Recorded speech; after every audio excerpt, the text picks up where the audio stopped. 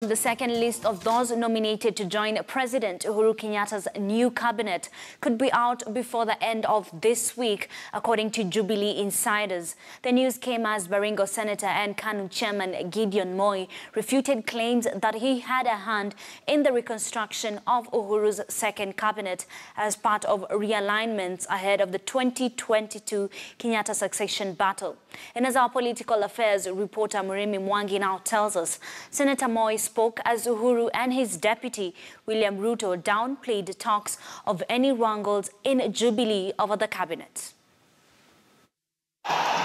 Since the November 28th swearing-in of President Uhuru Kenyatta and his deputy William Ruto, details on their second cabinet has uncharacteristically been a closely guarded secret, with a political grapevine rife about alleged 2022 power games in the jostle for strategic cabinet slots.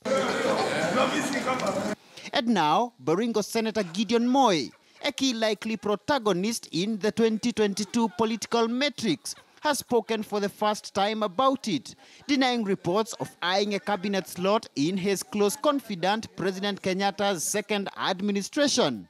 You're offering me one? No, I've not been offered one. And if I was offered one, I cannot take it. I've got a role to serve my people. But has the KANU chairman, who is said to harbor 2022 presidential ambitions, participated in any way in the ongoing reconstruction of Kenyatta's second cabinet? No, I'm not. I was elected to be the Senator of Baringo, and I hope I'm doing my job as the Senator of Baringo. There are others who are elected to do that task. So everybody does their work.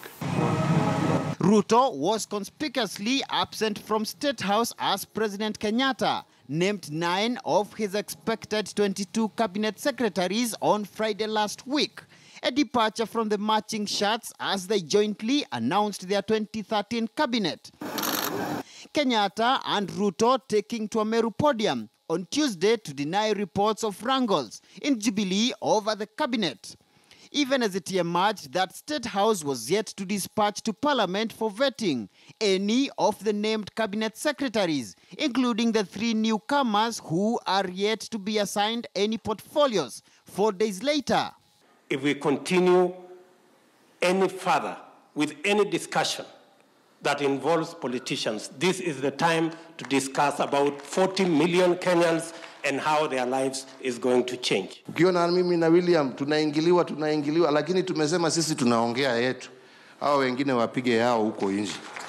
But Kenyatta could be staring at a potential legal storm as the opposition and a section of legal experts questioned a suggestion by Kenyatta's handlers to exclude the 6 reappointed cabinet secretaries from fresh vetting, a move which critics say could conceal queries over the suitability of the retained CSs. If you have a problem with Dr. Matiang'i or any other minister, you have an opportunity provided for by the Constitution to do an impeachment process. Yes. And to us, Dr. Matiang'i has performed very well. That's why he has now been taken to one of the high-profile ministries. Is that not serious level of ignorance that I don't understand? Uhuru was in Kasarani just the other day. Purportedly, he took an oath. Why was he taking an oath again of office? And he had taken an oath of office in 2013.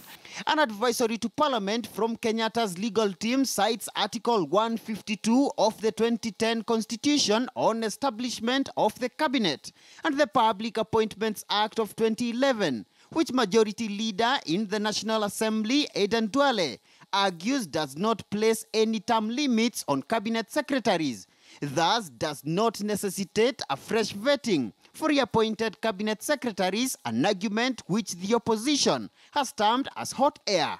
A member of parliament has a term limit, but cabinet secretaries have no term limit. Okay? So what is the provision found in law? Either the president can dismiss them, or the president can reshuffle them. Myself, this is the 3rd time I'm serving as an MP for now Sober South. But each time I go for election, I am vetted. Each time I win, I have to take a fresh oath. With 13 cabinet slots still up for grabs, the spotlight remains at State House, even as Kenyans are waiting bated breath for the commencement of the vetting of the nominees. Murimi Mwangi, KTN News in Parliament.